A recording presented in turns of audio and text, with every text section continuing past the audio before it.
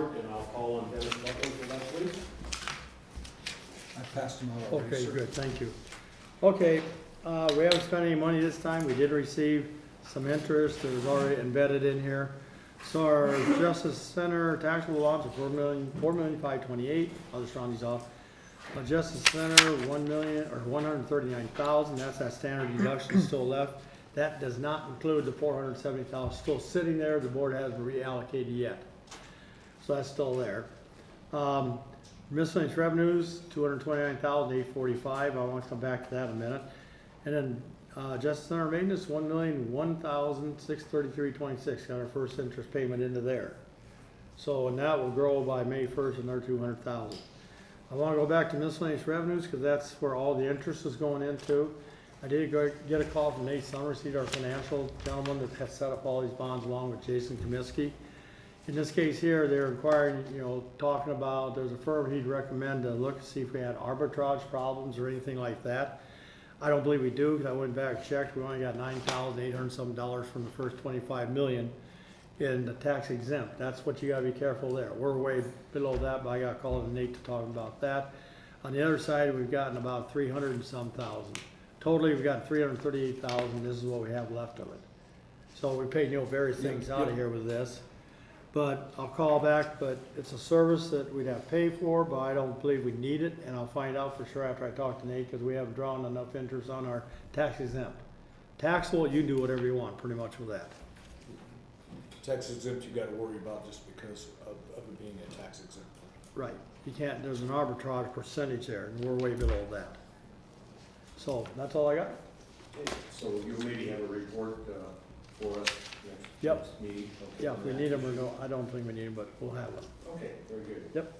Item number 5, thank you, by the way. Item number 5, discussion and approval of defining the operations budget versus maintenance fund, and I'll call on Shane Albrecht from Baker Group, please.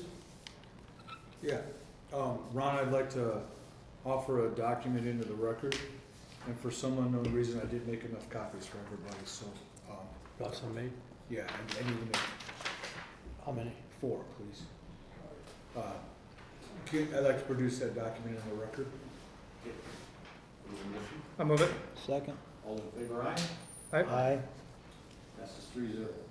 So, last time, and I'll get this back to you, Commissioner Moore asked me to take all of the sheets and compile them together, which is our scoring sheets we went through last time with the C's and the M's, okay? So everybody will notice there is 4. Dale Drent did one when he was here as well. Nobody put their names on them except for Kenny Schmitz. So Kenny Schmitz, I did not include in that tabulation, but I had no idea which one was Dale's. So I just included Dale's as well. So you'll see there's 4 scoring as we walk through, okay? And I'll end up walking through those as soon as Dennis gets back, so I apologize for that delay. But I do have Kenny's as well, if we have any questions to look at there.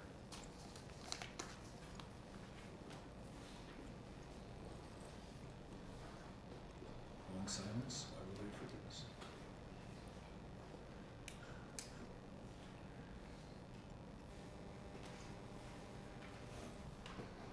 That would be the teacher's edition.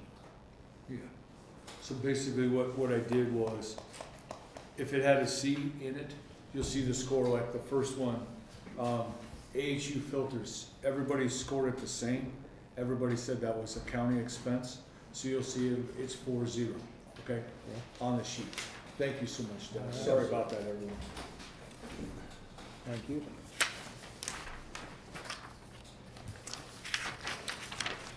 One for Karen. I got one right here. Yeah, give me the original, because there's a scoring sheet on the back of the notice. Oh, it is? Well, there's a Somebody's second got page the to original it. then. Yeah, it doesn't matter. All right, so in front of you, there, thanks. So in front of you, you don't have it, Dan. I'll just get to them, they're easy. In front of you is, like air filters went 4-0, water heater went 2-4, and I just told you there's only 4 people that are scoring this, and that adds up to 6. So I'll show you in some of the people's thing, they put both a C and an M. And And in my opinion, why they did that was it's based on a cost. A water heater has an igniter on it that's a less than $1,000 part. But a replacement of a water heater, people said that's a $30,000 item. So what we should have had is like water heater maintenance and then like water Correct, heater but- replacement. Yeah. But they scored them as season M's on some of them, Yeah, so sure. you'll see a number, but like compressor maintenance, 3-1, camera replacements, 1-3. There's some 2-2s here, but like if you get down to the carpet, the lease states if you replace the carpet, you know, it's the county's responsibility for replacing the carpet. It says the same thing with blinds. So, Dan, you're the one that asked me to fill this out. Does that help you? Yes. Did I accomplish with this document the way you wanted it Yes, to go? sir. One of the funny things, if you look about midway down on the list, we've got detention jail locks. It scored 2-1. In there, one person abstained from voting on that when I was going through the list. They just put 0 things, so that's why it's less than 4 again. But if you look at the line just below it, door hardware, a detention lock really is door hardware, but everybody scored that 4-0. Sure. It's a thing, a detention lock, of course, is a more expensive piece. I understand than a door lock, but it's probably not more expensive than a panic. And you have, so panic hardware, that's the push bars, crash bars that you push on a door. It's probably not more expensive than that. Ron, I don't know if anybody else has any other questions. Do either of you gentlemen have any questions? So, if you would like, for the record, I'll actually walk through what Director Smith's scored on each of these. If you would like that, I would tell you, so that way you can understand where Kenny's mind is, okay? Okay. And Director Smith, would you want to come up and read this, so I'm not reading it for you? Or do you want me just to read it? Go ahead. So, first one, he scored for the county, so that's AHU filters. Water heaters, he did C and M on that, so he did both. Compressor maintenance, again, he did C and M on that. Camera replacement, he did C and M. Security electronics upgrade, he did M. Carpet, he did C and M. Window blinds, he did C and M. Water softeners, he did C and M. Brine for the softener, he did C. Roof repairs, he did C and M. Grease and belts is C. Igniters is C. Boiler service is C. Roof replacement was C and M. Concrete repairs was C and M. Trees was C and M. Landscaping was C and M. Snow melt system was C and M. Pumps are C and M. Security electronics repairs is C and M. Detention locks is C and M. Door hardware is just C. Accurate SMA is just M. Furniture is C. Parking lot striping is C and M. Retention pond maintenance is C and M. Snow removal is C. Mowing is C. VAV control valves is C and M. The bass upgrade is M. Network switches are M. Chillers are C and M. ACT is M. TVs he has as M. Dress buttons is C. Non-county computers he has as M. Fire alarms is C and M. Elevators is C and M. Windows is C and M. Caulking is C and M. Overhead doors is C and M. And the two that you don't have on your document you have copied is slider repairs, which is a door out there. He has C and M, and exhaust fans he has C and M. Shane, I'll come up and explain some of that.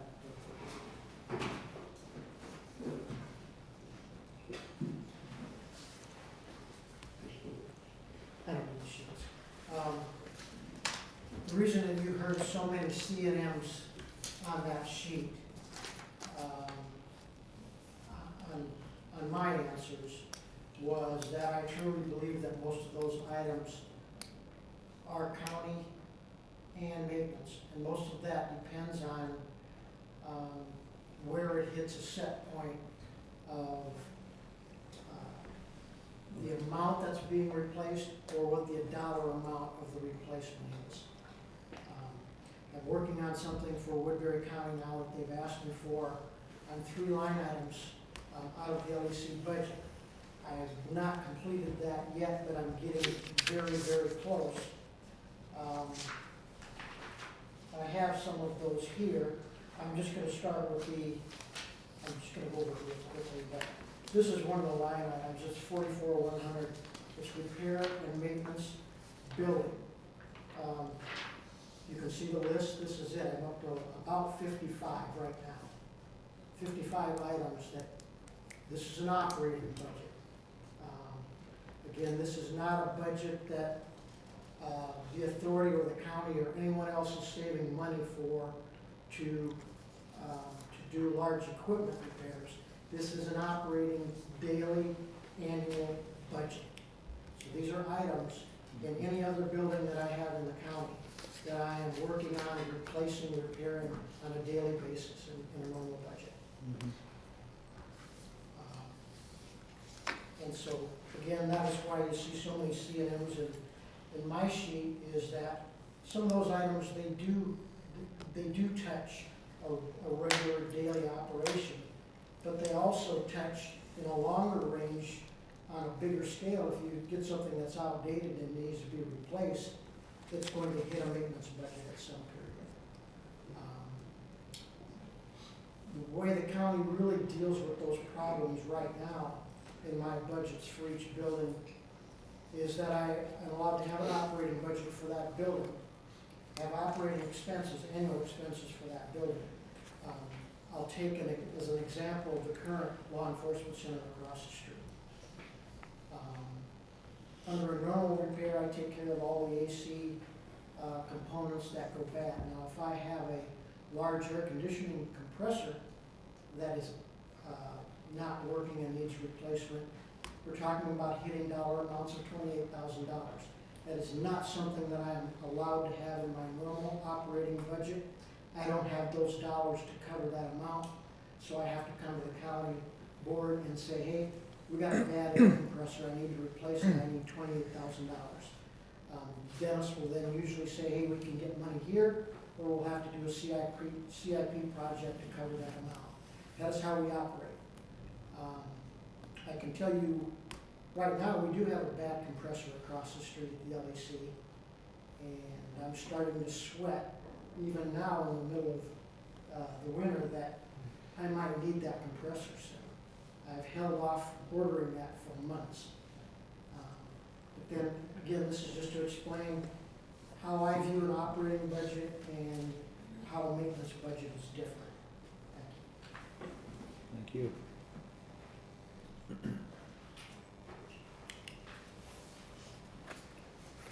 So on this, is there information you need me to compile, or is there anything more?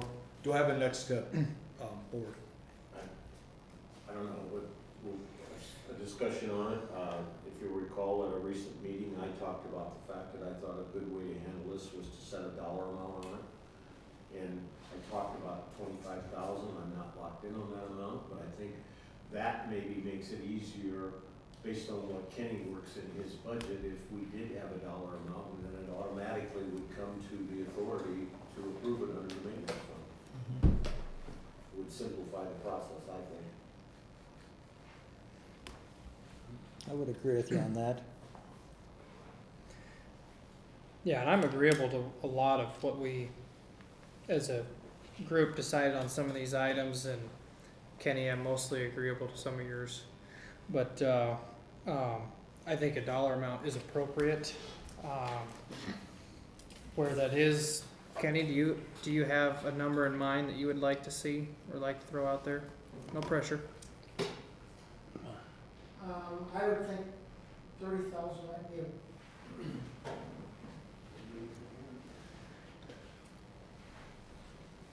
I would think $30,000 might be a minimum, or a good place to start as a minimum. I say that because I don't want to run into an issue, basically like we have across the street. If I wanted to replace that compressor, if it got to 105 degrees tomorrow and it was forecast to be that way for the next month, I'd have to do something quickly. In other words, I'd have to make a phone call to say, order that compressor, I need it as quickly as I can get it. I wouldn't want to have to come to the board, have to do an agenda item, waste a week or more to have a meeting to discuss that. It would be nice to have that completed ahead of time and agreed upon ahead of time so everybody knew what the direction was going to be. Thank you. I think that's an important point, just the process of when you have a situation that you have to deal with. If that piece was in place based on the dollar amount, it would be an automatic situation. So I have one concern with what was just said. Let's say he does have a compressor, and you've got some big compressors and a lot of them out there in the jail. For the first year or so, it's under warranty, so that's fine. But that's parts, not always labor on all the things. So you still have to pay the people the trip charge to come out and replace it and all that stuff. If he has a compressor that goes bad, and that's fine, he's gonna have to come to the authority. I think you need to also think about a mechanism in place that he can call the chairman. I don't care who the person is, call somebody so he can get that thing done and get it going. Because now he would call Dennis, and Dennis said, is it an emergency? You know, and you could get that thing done for him quickly. Because if it's 105 degrees out, you don't gotta, he's already gotta wait on how long it takes to get the compressor. Mm-hmm. Somebody's gonna have to be able to make that decision. All I'm getting at is you can only approve a number right now up to 25,000. Do we need to consider that if he has an emergency situation like a $100,000 compressor and we've got a $30,000 limit on it, it exceeds the $30,000 limit and he orders it? Is that a possibility? You mean because it's over 30,000? Yeah. If it's under 30,000, it's on the county? It is on the county, yeah. Yeah, that would make sense. Well, unless Kenny buys it with his county budget and we reimburse the county, then he could make that purchase right away.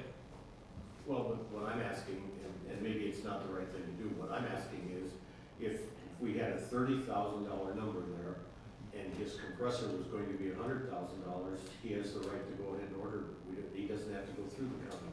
We would reimburse it through the maintenance fund. Yeah, and I think the lease would state that that the LEC would be obligated to replenish those funds anyway. Yeah. So, yeah, I mean, rather than go through the county and then Sure. back through that whole process, if we're agreeing to pay for single cost items that exceed $30,000, it would make sense for Kenny to be able to go ahead and order it and move the process forward. Because the way the lease, I think, is written is, you have to bring the bill to the authority for approval. Correct. Is how the lease is written. Yep. So this is just trying to speed that process up, because otherwise, you know. And if we're agreeing to approve it, Kenny's only gonna go order the things that he needs to keep the operation going, you know what I'm saying? I'm not sure we need to go through a bunch of steps. If we give him the approval of anything over $30,000, he brings the bill to us, we pay it out of maintenance fund. If it's less than $30,000, he takes it to the county. But we still would approve it eventually as an If it was authority. less than 30,000, it would be paid for by the But county. if it's over 30,000, yes, you have to, Yes. you would have We'll have an authority. approval, yeah. Yes. And on items that are over 30,000 that can wait, Will be brought for that approval. could be brought for approval. These others would just be an emergency Yeah, I mean, we could have measures. a situation down the road where something is outdated and it's still operating, but it needs to Yeah, be just replaced, replace and it. that item would be brought to us. Yeah. Yep. I would be agreeable with that. That can be handled with a letter agreement, can it, between the authority and the county?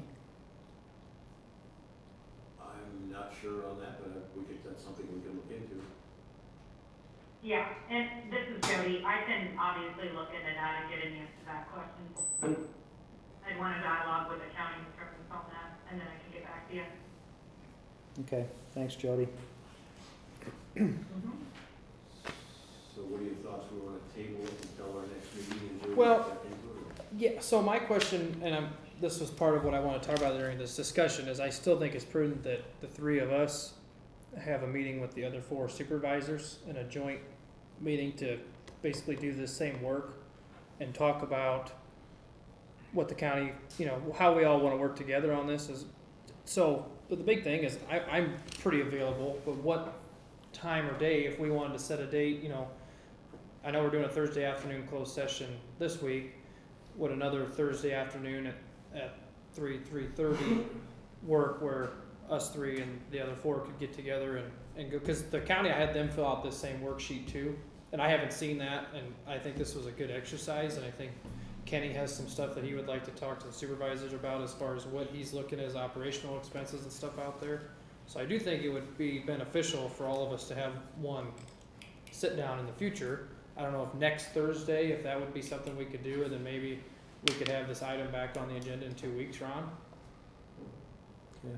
I know- So a week from Thursday, you mean? for Yeah, that? 'cause I think Supervisor Raddick has Thursdays off, and, Jeremy is in school till about 3. I don't know about Matthew or Dan, usually they can work, and I can make that work, but so it's mostly kind of on what you two could work into your schedule. But if we did it next Thursday, we could have it on the agenda for Friday morning, and Alright, so what's our date next Thursday? Let's specify a date. Yep. The 7th? Okay. Is the 3:30 or 3 o'clock?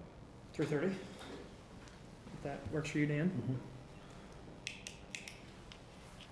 Does that work for you, Dan? So, your table, Justin. Alright, so. Yeah, I think we'll just table this and we'll pick this up Motion for that? next week, and then we'll try to get on the agenda for next week. So I would move to table. I'll second. All in favor, aye? Aye. Aye. Very good, passes 3-0. Thank you. Thanks, guys. All right, item number 6 on our agenda today is information and update on the time capsule. We've talked about this before, not really gone anywhere with it, so I put some information together here that I would like to enter into the record. So I make a motion that we approve and enter this document into the record. I'll move it. Second? All in favor, aye? Aye. Very good. So, for you, Shane. I'll do this one to Dan. I I got it.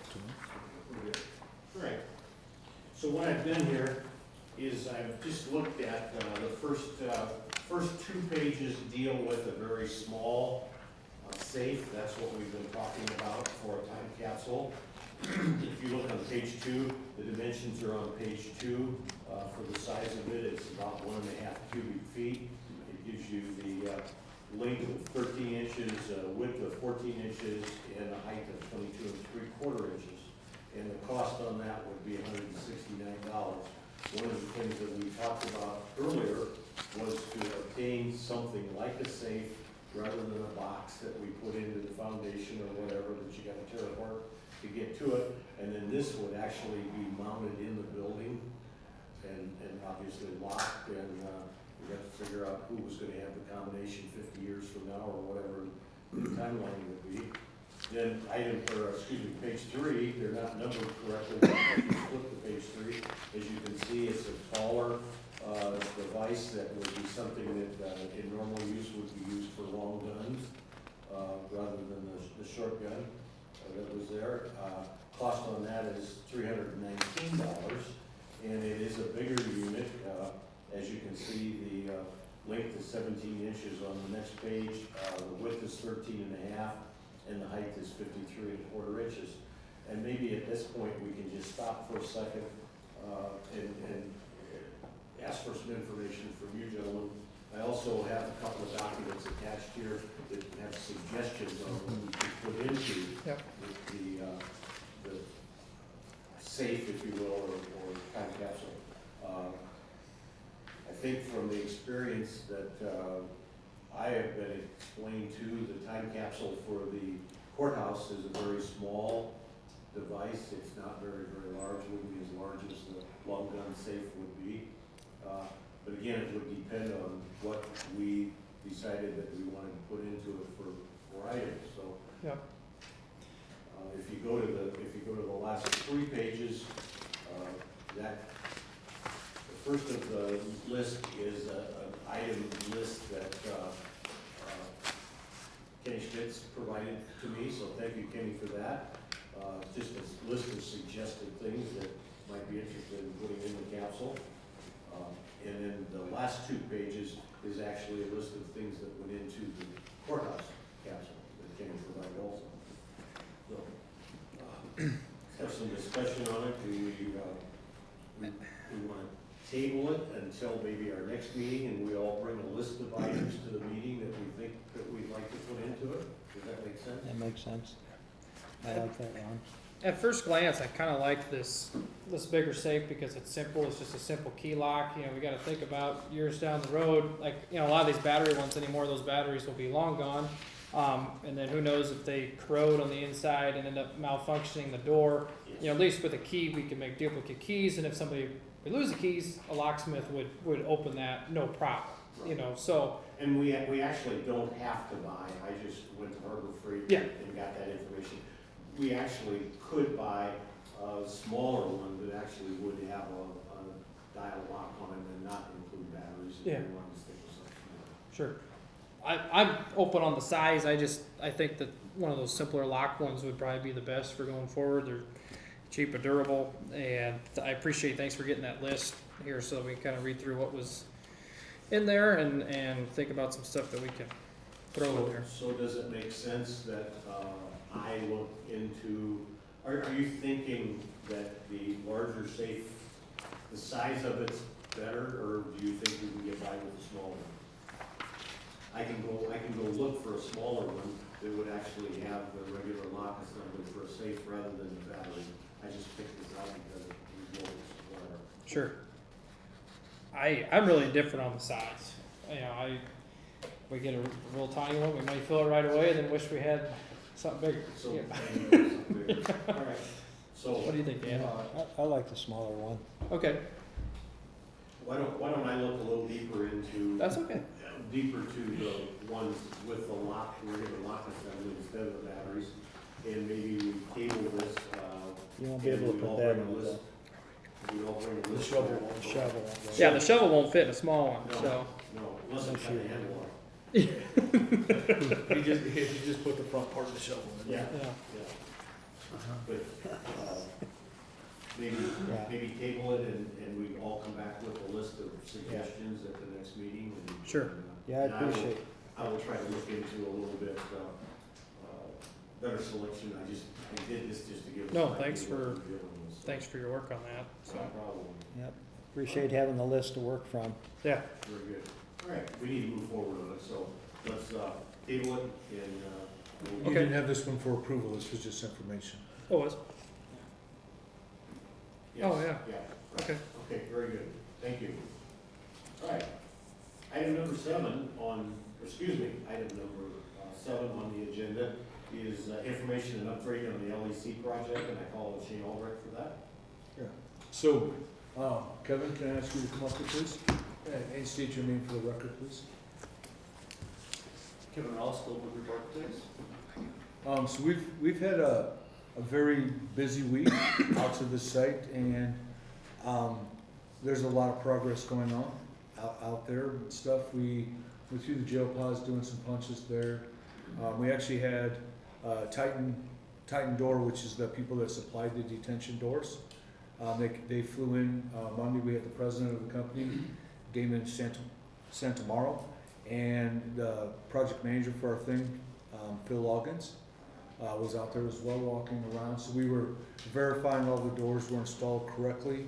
They all had all the tolerances that were in the specifications, and our warranties were good on all those products. We also had Dale Drent from Baker Group out walking around, checking some sound levels and some different things as we move forward to coming into the project. Today we had Dan Fernandine from Baker Group out walking around as well, helping with IT punch lists and DAS system, which is dedicated antenna system. Checking some cell phone signals throughout the building and making sure. We've had some reports of some dead spots and some things in the building, so Dan was trying to help walk through the building to get ideas there to how we can fix that. We did punch lists in the pods areas, we did some punch lists down below. Had a good meeting today talking about different corrective items and getting things moving forward in different areas. Currently, we still, the sheriff's office will have training starting next week on locks and stuff of that nature. Elevators 1 through 5 have passed inspections. So 5 of the 6 elevators have passed their inspections.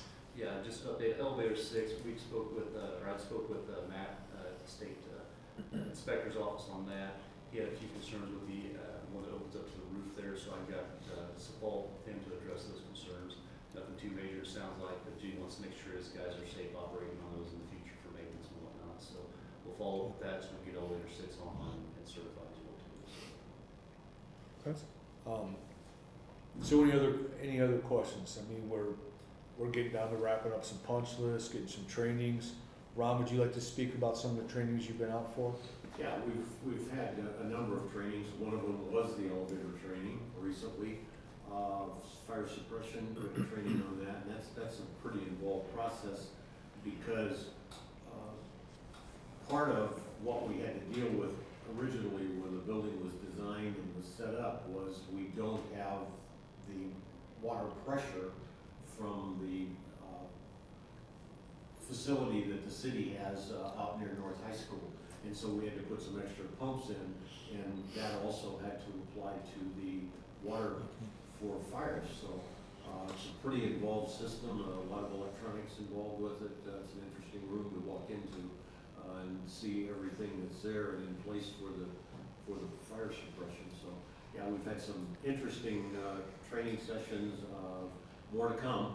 And like Shane said, we've spent this morning and yesterday doing punch lists. Some of us did, and we're moving forward. Sometimes I think we don't remember the amount of time it takes to get a facility like this up and running. We need to continue to focus like we have been on getting the building open. That's what our goal is right now, and maybe sometimes that doesn't always comply with what other people want, or what people want us to talk and do things like that, and we're out there working, and that's our goal right now. That's what we need the people of Woodbury County to know about. Thank you, Ron. I also have and thanks, Kevin. I also have a press release, as has been our passing out, so Do we need to move into the record? I pass it out to the press and after. Oh, yeah, okay. The authority continues to focus on working with Hausman and Goldberg on the completion of the project.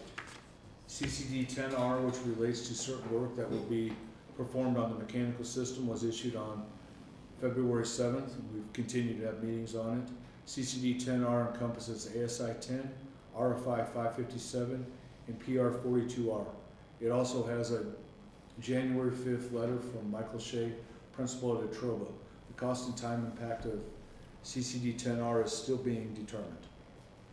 The jail inspector's final walk is scheduled for 3 or 4 days the week of March 11th, so in 2 weeks. I guess it is 2 weeks. Wow. Sorry. February 26th, 27th, and 28th, we will conduct punch lists in the second floor jail sections and the penthouse over the sheriff's administration area. Furniture is currently being delivered and installed in all areas of the building. And finally, the authority, GGA, and Hausman are continuing to discuss Hausman's previously requested additional time and expenses for this damper work, with which the authority and GGA have expressed their disagreement. The authority and its counsel continue to assess additional costs and damages on the project caused by actions, inactions, or delays by Hausman, GGA, or GGA's mechanical engineering sub-consultant in Trova, and are taking proper steps to ultimately hold the responsible parties liable for such additional costs and damages to be incurred by the authority.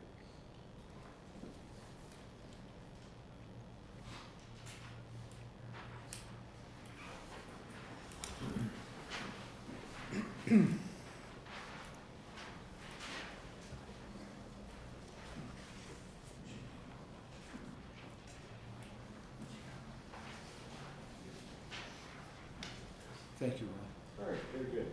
What's Item our, number 8. what's our, I'm sorry. what's the substantial completion date that we have now? We Or have, that we've had? it still has not changed from any updates from the April 9th that we had publicly said before. Okay, thank you. As we still evaluate, I gave one to Carrie, one for you. Okay, thank you. So it's still the same April 9th date, really, April 9th, is still the date. thank you. Yes. Do we have a timeline on elevator 6? No. Okay. Kevin's working on a drawing to get to Well, that. this week, be back with Matt, give him some preliminary drawings on that, and we'll follow up with Hal and see what, kind of time that's gonna take, but. And Matt's the elevator inspector. Yes. Yeah. And we're, sorry. Oh, that's right. we're still waiting on a timeline for CCD 10R, okay? And ASI 10 work and 42R, which all that work right now could be on the critical path when we provided a schedule. So it could impact the April 9th date that Dan was asking about earlier. So the owners meeting at 11:30 today, and we did have a lengthy discussion about this elevator 6 issue, and Kevin, as Shane said, is working on getting that resolved so that we can get that all in place. Okay. All right. Item number 8 on the agenda, discussion and approval of KTIV FOIA request, and that's on the shoulders of the authority board, so I'll open that for discussion.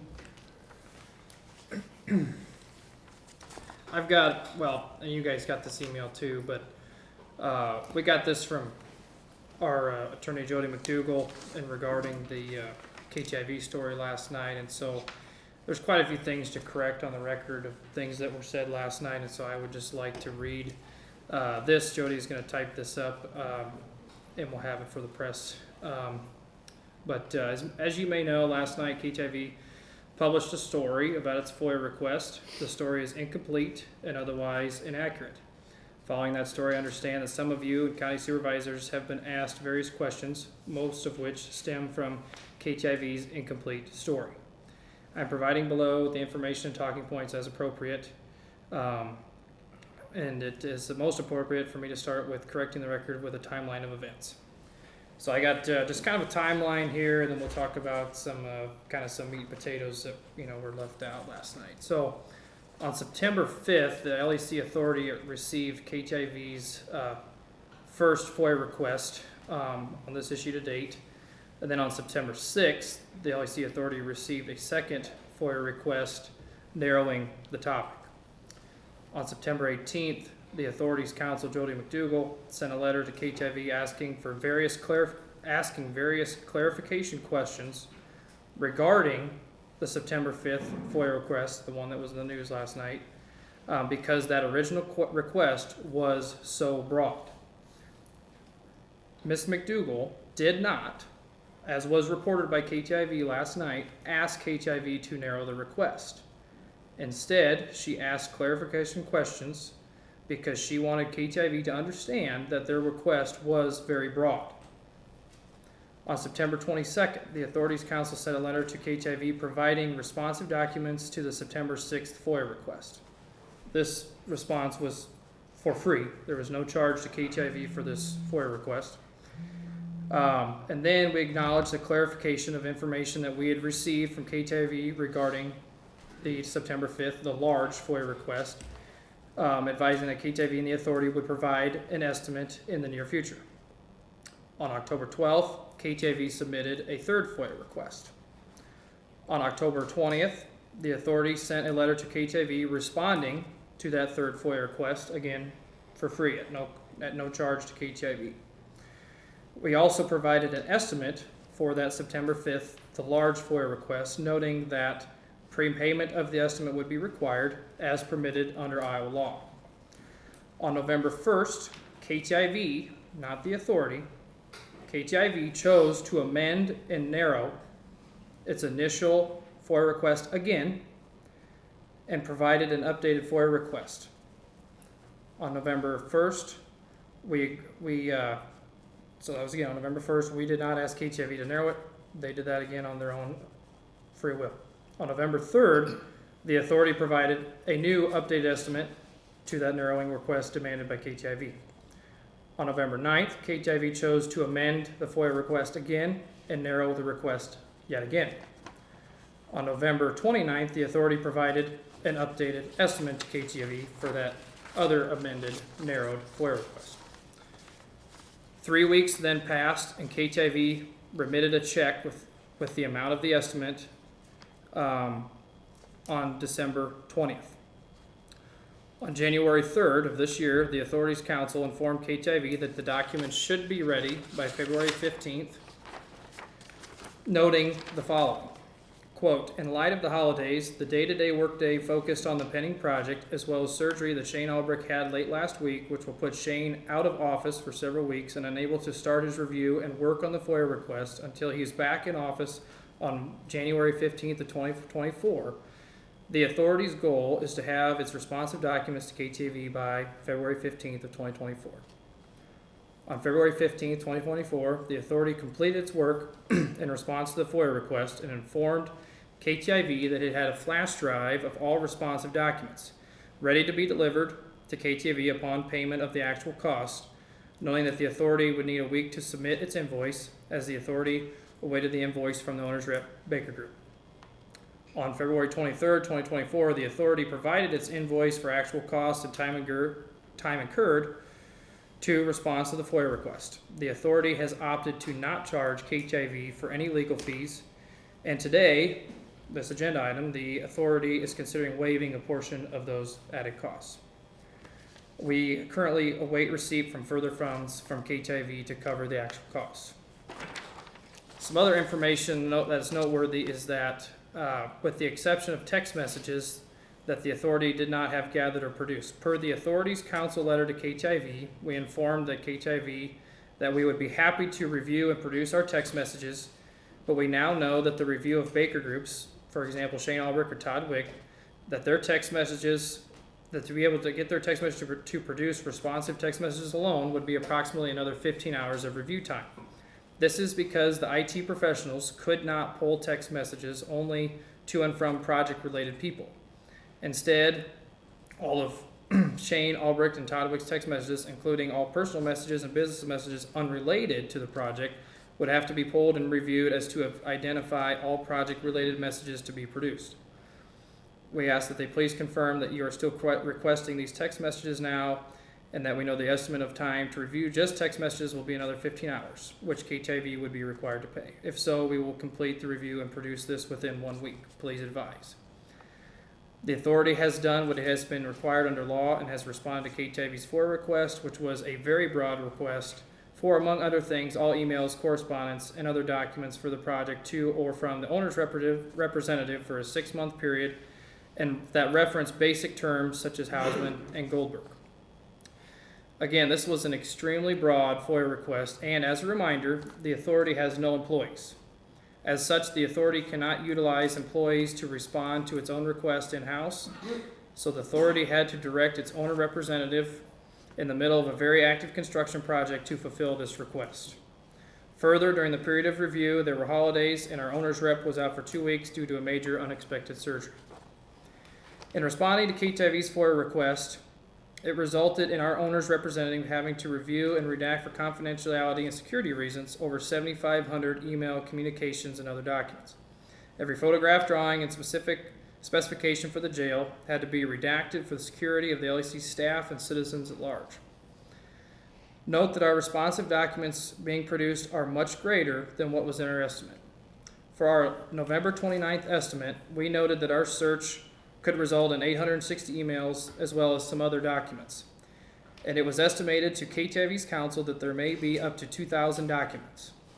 We now know that the flash drive has over 7,500 responsive documents.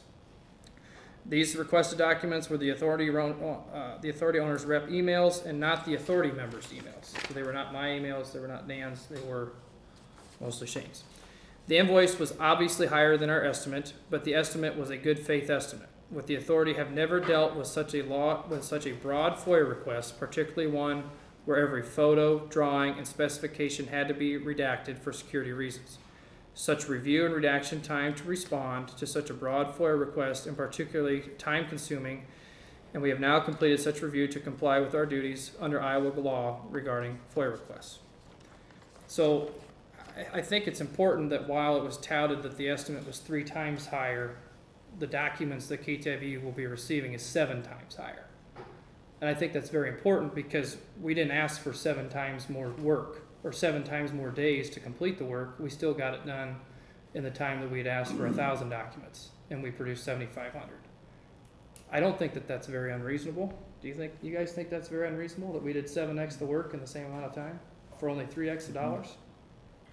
I think the other thing I think that's important to understand here is that Shane Albrecht, our owner's representative from Baker Group, spent a lot of time getting the people within Baker Group set up to actually be able to do the process, and they actually went out and bought a new piece of software so that they could accomplish what needed to be done here. That is not included. None of the time that he spent in getting it set up is included in the estimated time. Neither is the software that they purchased to make this request happen. And I think it's also worth noting that to date, KTIV has had 3 other FOIA requests that the LEC has completed for free at no cost to KTIV, and that there were 2 substantive emails that most likely would have led to FOIA requests that we've also provided for free. And so I think it was really unfair that it was portrayed in this light that we have not been willing to work with KTIV, especially as someone who has had phone calls and texts from the press at 10 o'clock at night, 7 in the morning, all day long, and not once have I ever put them on a back burner. I've always taken their questions. I've been interviewed by 4 different people. So it was pretty hard to watch. You know, I've had a lot of calls and messages that I've had to walk people through both sides of the story. And it's just unfortunate because everything that I just read off there, KTIV has all of this. So I'm not sure why it couldn't have been part of the original story. And the other thing that I would like to add to your comments, Commissioner, is the purpose of this authority, the purpose of what we're doing right now is to get a new law enforcement center built in Woodbury County. That's our focus. We're doing everything that we possibly can to make that happen in as efficient amount of time as possible. We want to follow the law, which I believe we've done, but we also need to remember that we're out there on a day-to-day basis trying to make this thing happen, trying to get that door open. And these documents are going to show that. And, you know, again, we don't have money. And so whatever we pay is the taxpayer is covering that. And so, especially for me, I have to be a watchdog of the taxpayer's purse. And so we have followed the law on FOIA requests to the T. I just don't think that we've been unreasonable through this process. But I just wanted to read that to clear the record. And at this time, I guess we can move on to the agenda item at hand. Okay. So I guess the estimate or the final statement was on this FOIA request was what, 11,000? $767.50. And And- again, I would just like to say, and I'm not trying to run this thing to the ground, that does not include all the costs. There is no legal fees included in it, and there's no time spent by Shane getting this set up within the Baker Group operation or the software that was purchased. None of that is included in this request. And the original estimate was what? Do we have that? $3,015.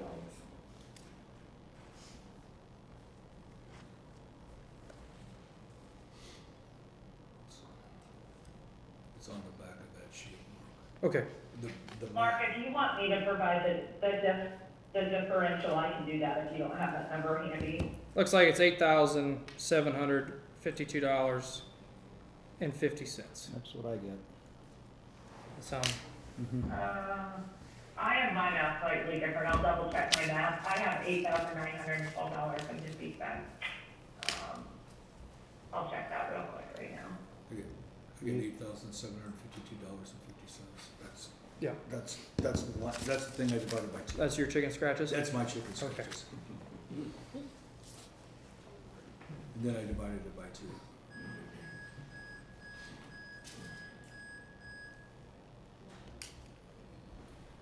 And then I think, could it it be that, I'm using the full invoice amount with Sheriff Sheehan's amount, and you all are using just the Baker Group invoice, is that a difference I here? believe that is correct, Joe. Jody, that would be correct, cause you would have the $160 from Sheriff Sheehan added into that number. Yeah, And once so the again. total once- invoice that we provided to KTIV was $11,927.15, which okay. includes Baker Group's invoice Okay, and Sheriff Sheehan's amount. So the Okay. differential between our prior estimate and actual invoice is $8,912.50.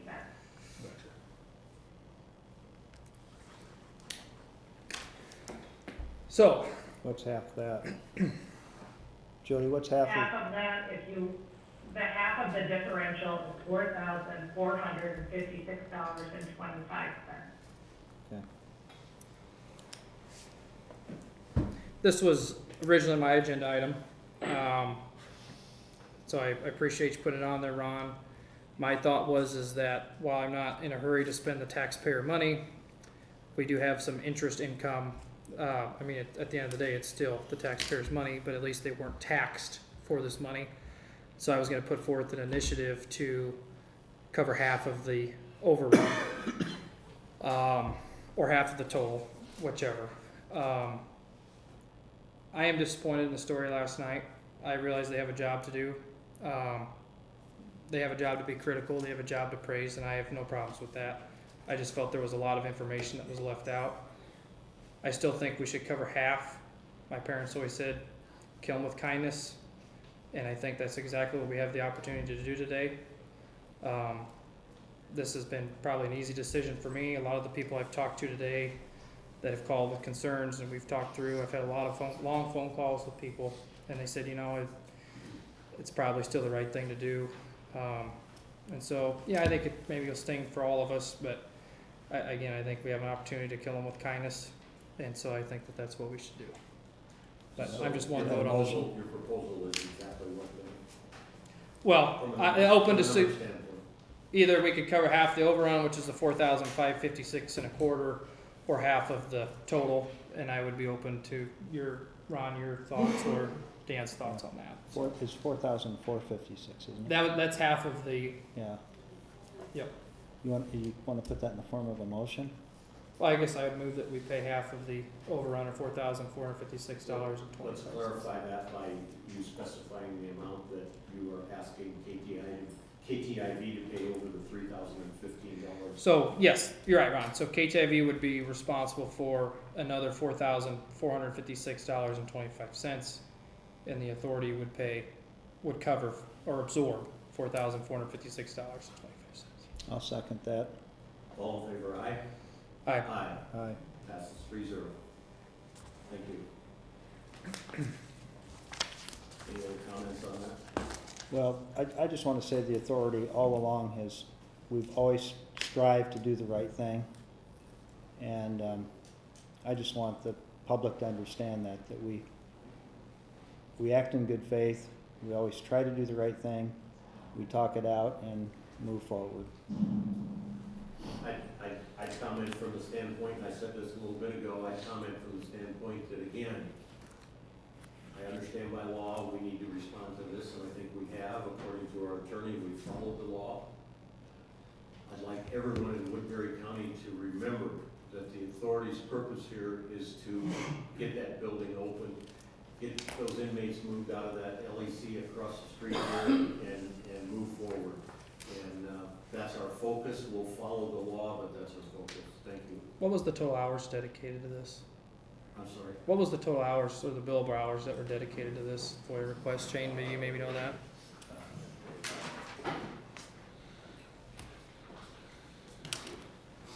I have total hours of 131 and a half. Pretty substantial. Thank you. Sir. Gentlemen, Sorry. sorry to interrupt, but I do want to remind you all of something else I had discussed with some of you, that being that any waiver, partial waiver would be contingent upon KTIB providing a copy to other news outlets or other folks who request a copy. So I just realized that wasn't in the prior motion. I'm not sure if that was intentional or not, but I wanted to remind you of that piece. yes, we would ask that if other members of the press ask KTIV for documents, that they would be willing to share that, since we are using the public's money to help offset these costs. So, Yes. thank you, Joey. Kenny Schmitz, Building Services Director. I just wanted to make one comment. I worry about costs on this project every day. I watch figures all the time on this project, almost daily. Throughout this whole process, the authority has been hammered, and I mean hammered, on costs, on overruns, things that come up that weren't anticipated. Here we are again today, another cost that wasn't anticipated. So as we think about these costs going back and going forward, this is just another cost that was not planned for. Here we go, several more $1,000s that we really have to kind of dig up, basically. So what all that means is, you know, at some point or another, the money's gonna run out. Thanks. Thanks, Kenny. Thank you. Okay, we'll move on to item number 9, public concerns.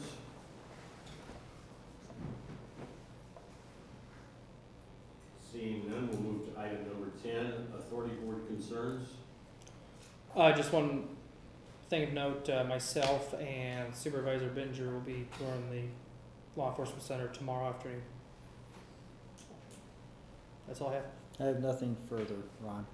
Very good. I do not either. I'd make a motion to adjourn. Second? All in favor, aye? Aye. Aye. Aye. 3-0. Who is, You beat it. I'm pretty quick on the draw, You are, Dan. can't get in. I'm pretty quick on the draw. You gotta get up.